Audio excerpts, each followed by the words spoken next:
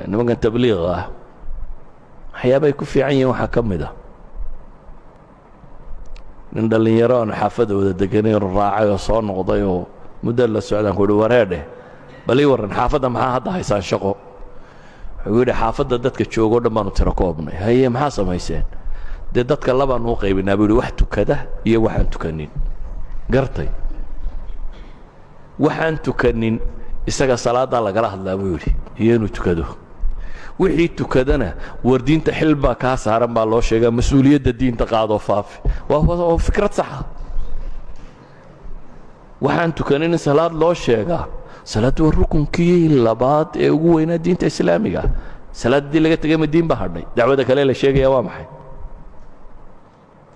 tawxiid dabadii ma wax kale aynu sheegnaa jiro salaad ka weyn haddii salaadi lunto maxaa soo hadhay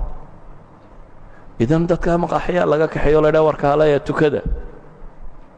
caamadu soo ma garanaysa inay dadku tidhaa war ilaahay ka boqo kaaleeya tukada waxaa u diidaya inay ducaad noqdaan markaa oo intaa dadka u sheegaan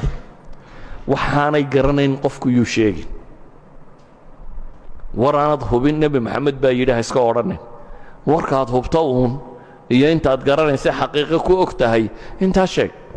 idan waxaan leenahay markay dacwo joogto innaga wax iska keen qaldamay dacwadii iyo cilmigii sax kitaab iyo cilmi nimaan garanayni ma dhigo dad ahlu cilmiyuunbaa wax dhiga laakiin balaaqu kan maaha nebi maxamed muxuu leeyay markuu saxaabadii isu soo ururiyey calayhi salaatu wasalaam baliquu cannii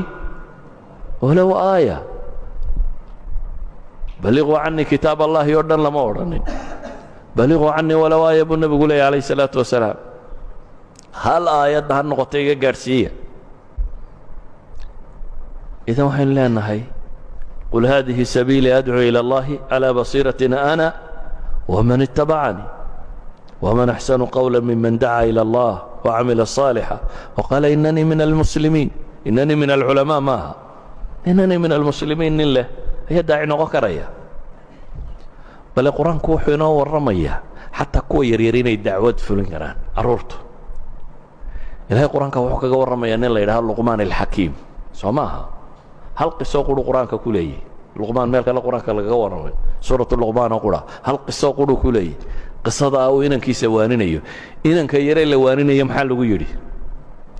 yaa bunaya aqim الصalaaة maxaa ku xiga wa'mur biاlmacruufi wanha can اlmunkar hadda carruurtuna ducaad waa noqon kartaa markaa